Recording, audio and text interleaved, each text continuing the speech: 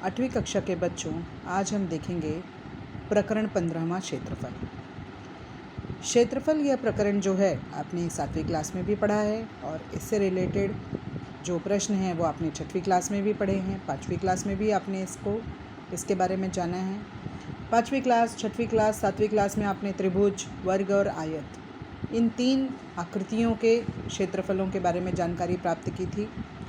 अब हम जो 8वीं क्लास में हैं, क्षेत्रफल किस प्रकार से ज्ञात करना है, थोड़ा उसका पुनरावर्तन करेंगे। और इस बार जो है थोड़ा और आगे चतुर्भुजों के अलग अलग प्रकार होते हैं, जैसे कि समांतर चतुर्भुज, समलंब चतुर्भुज, पतंग की आकृति। तो इस तरह से बहुत अलग अलग प्रकार के चतुर्भुज होते हैं।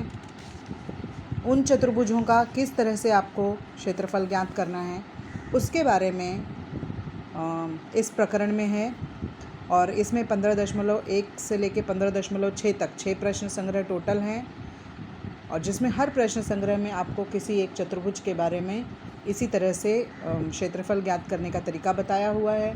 और इसमें एक प्रकरण बहुभुजाकृति का भी है, यानी बहुभुजाकृति जो है उसका क्षेत्रफल किस तरह से ज्ञात करना है वो भी इसमें है। तो हम धीरे धीरे करके एक एक चैप्टर देखेंगे। आप ये ध्यान दीजिएगा कि इसमें इन प्रश्न संग्रहों में सवालों की संख्या बहुत कम है, 2 या 3 सवाल हैं, 4 सवाल हैं। लेकिन इसमें इन सवालों को कम रखने का कारण एक ये भी है ताकि आप भले 3 सवाल करें पर इसका बेसिक जो है, इसका आधार जो है आप अच्छी तरह से समझ लें।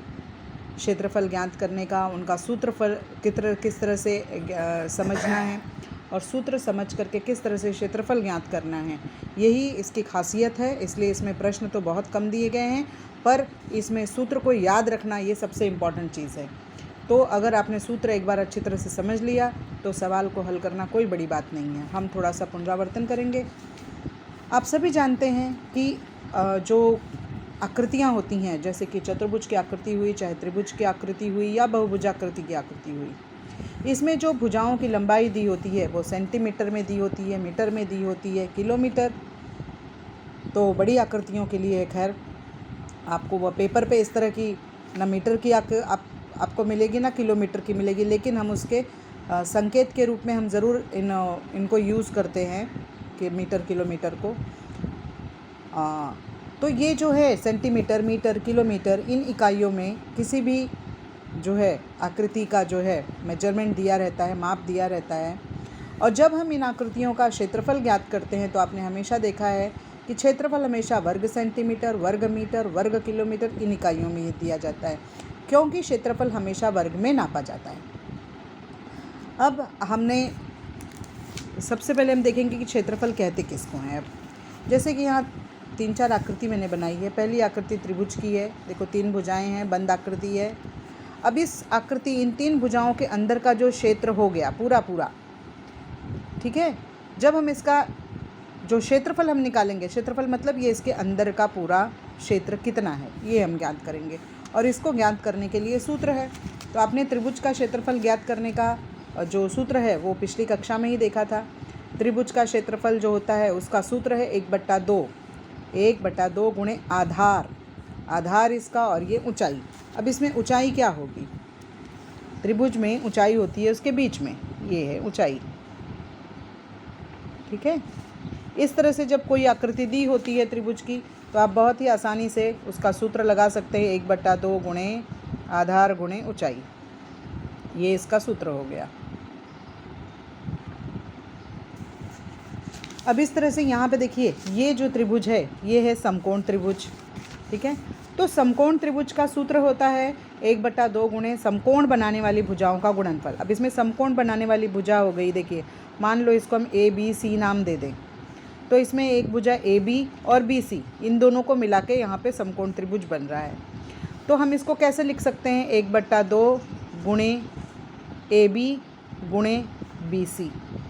अब अगर हम इसको इस सूत्र के साथ टैली करें तो 1/2 गुणे ये आधार हो गया इसका, और ये ऊंचाई हो गई उसकी। तो इस तरह से जो त्रिभुज का क्षेत्रफल है और जो समकोण त्रिभुज का क्षेत्रफल है, ये दोनों ही सूत्र के आधार पे कुछ ज़्यादा अलग नहीं है। फिर भी आप इस तरह से अगर आपको शब्दों में लिखना है तो आप ये लिख सकते हैं, भाई समकोण त्रिभुज का क्षेत्रफल बराबर 1/2 गुणे समकोण बनाने वाली भुजाओं का गुणनफल, ठीक है। या उसको आप 1/2 गुणे आधार गुणे ऊंचाई के अनुसार भी आप निकाल सकते हो। इसका जो है क्षेत्रफल। अब यहाँ देखिए एक छोटा सा आयत बना हुआ है। आयत में आप देख रहे हैं आधार है और ये लंबाई है और चौड़ाई है, ठीक है। तो आयत का क्षेत्रफल इस तरह से क्या हो जाएगा, आयत का क्षेत्रफल होता है लंबाई गुणे चौड़ाई। और उसी तरह से यहाँ पे एक वर्ग है। वर्ग में देखो 4 भुजाएं होती हैं, चारों भुजाएं एक समान होती हैं, और इस तरह से वर्ग का क्षेत्रफल हो गया भुजा का वर्ग। यहाँ पे हो गया भुजा का वर्ग। इतना आपने पहले देखा हुआ है, ठीक है। यहाँ इसका सूत्र हो जाएगा लंबाई गुणे चौड़ाई। और इनका जो उत्तर आएगा, ये सूत्र हल करने के बाद जो उत्तर आता है, तो जो भी इकाई दी होगी उस इकाई में वर्ग जुड़ जाएगा। क्षेत्रफल हमेशा वर्ग में लिखा जाता है, तो वर्ग मीटर, वर्ग सेंटीमीटर जो भी है वो इस तरह से उसका आंसर करते समय आप अगर वर्ग नहीं लगाएंगे तो आपका उत्तर जो है वो गलत माना जाएगा। इसलिए अंत में जो आप इकाई जो मेंशन करने वाले हो उसमें बहुत ध्यान देना है इस बात का। अब यहाँ पे इससे आगे हम जाएंगे। हमने देखा वर्ग का क्षेत्रफल, समकोण त्रिभुज का क्षेत्रफल, आयत का क्षेत्रफल और त्रिभुज का क्षेत्रफल। इनके सूत्रों का हमने पुनरावर्तन किया, जो कि आप ऑलरेडी पहले पढ़ चुके हैं। अब हम इस कक्षा में 8वीं क्लास में हम देखेंगे समांतर चतुर्भुज का क्षेत्रफल। समांतर चतुर्भुज में सबसे पहले तो इनकी खासियत क्या होती है, समांतर चतुर्भुज किसे कहते हैं वो समझिए, इसकी आकृति को समझिए। जिस तरह से आयत है, अब आयत को आप सिर्फ थोड़ा आप इसको टेढ़ा करिए। सेम जैसे आयत में सम्मुख भुजाएं एक समान होती हैं, उसी तरह से समांतर चतुर्भुज में भी उसकी सम्मुख भुजाएं एक समान होती हैं। जैसे अगर ये 12 सेंटीमीटर का है तो ये भी 12 सेंटीमीटर है। अगर यहाँ पे DC जो है ये 5 सेंटीमीटर है तो ये भी 5 सेंटीमीटर है, ठीक है। यानी इनकी जो सम्मुख भुजाएं हैं उनका माप एक समान होता है। और इसके जो सम्मुख कोण हैं,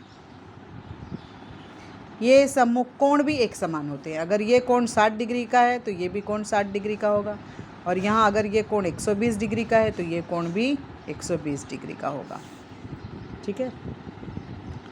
अब यहाँ देखिए AE एक सरल जो लंब है, BC पे AE लंब है और ये उसकी ऊंचाई है।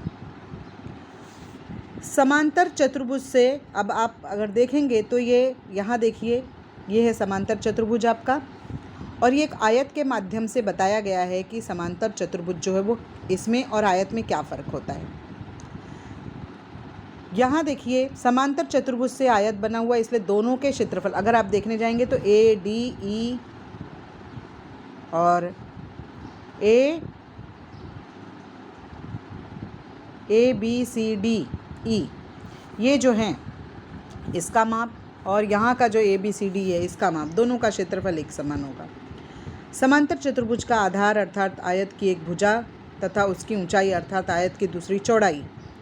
और इस तरह से जब आयत और समांतर चतुर्भुज दोनों का ही क्षेत्रफल समान आ रहा है तो ऐसे में समांतर चतुर्भुज का क्षेत्रफल भी उसी प्रकार से लिखा जाता है जैसे आयत का क्षेत्रफल ज्ञात किया जाता है।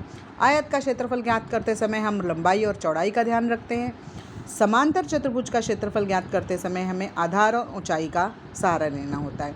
इसमें ये आधार जो होता है वो उसकी लंबाई हो जा रही है, और ये जो ऊंचाई हो जा रही है वो उसकी चौड़ाई हो जा रही है। तो इस तरह से समांतर चतुर्भुज की समांतर भुजाओं में से एक भुजा को आधार मानो, तब समांतर भुजाओं के मध्य की दूरी उस चतुर्भुज के आधार की संगत ऊंचाई हो जाती है।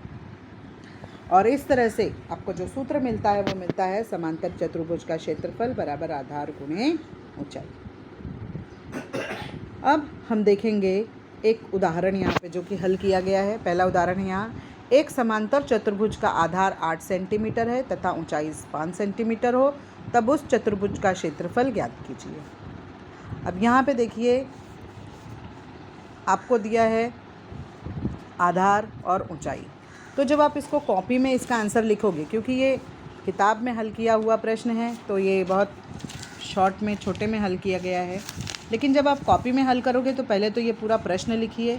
उस प्रश्न के बाद आप हल करते समय कैसे लिखेंगे, हल में कैसे लिखेंगे आप, सबसे पहले लिखिए इसमें समांतर चतुर्भुज का आधार।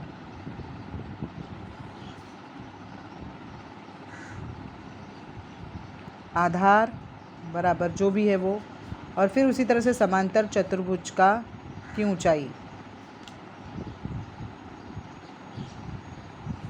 और फिर आ जाएगा समांतर चतुर्भुज का क्षेत्रफल। तो क्षेत्रफल हमें ज्ञात नहीं है, ठीक है, हमें ये ज्ञात करना है। यहाँ आधार दिया है 8 सेंटीमीटर और ऊंचाई दी है 5 सेंटीमीटर। अब यहाँ आप लिखिए सूत्रानुसार, पहले सूत्र लिख लीजिए। समांतर चतुर्भुज का क्षेत्रफल